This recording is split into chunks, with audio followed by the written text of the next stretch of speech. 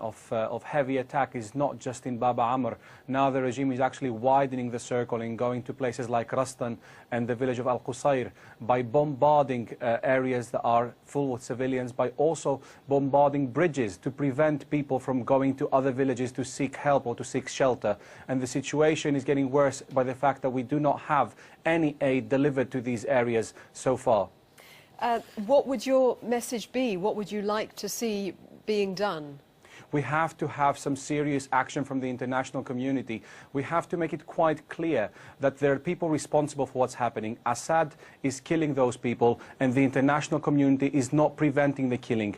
Every single day that we get a leader, a diplomat, a foreign minister going on air and saying that there will be no intervention taking place, they are giving Assad a green light to continue killing people on a daily basis. But without the support of Russia and China at the UN Security Council, what can the international community do? Well, I'm not going to raise the ceiling too high. I'm not going to talk about on the same lines that Senator McCain has spoken today.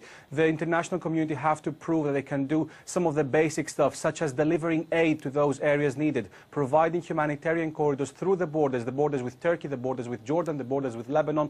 These are things that the international community should be striving to accomplish within Syria. And just describe what the humanitarian needs are, particularly in Bab Amr, which has been under siege for a month now. Well, right now, Bab Amr is nothing other than a rubble and disaster zone.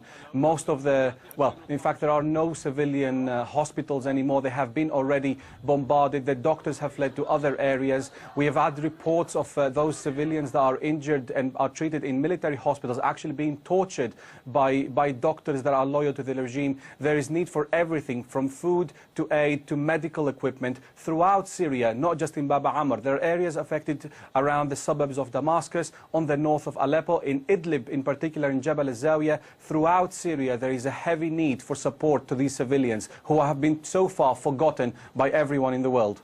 And with the situation just getting ever worse by the day, does it turn more people against Bashar al-Assad, or are the people effectively powerless to really rise up in a very powerful way, just because of the reality of the fact that they don't have the arms? Well, the fact is that if you jump in a car and drive a few kilometers outside of the center of Damascus and outside of the center of Aleppo, you will see that Bashar has got no authority anymore. The authority of this Ba'ath regime is no longer respected anywhere within Syria where there are no heavy presence of security forces. The respect towards this individual comes only when there are machine guns pointed towards people. And what people need right now is for these machine guns to be lifted off their heads so they can voice their support against Assad.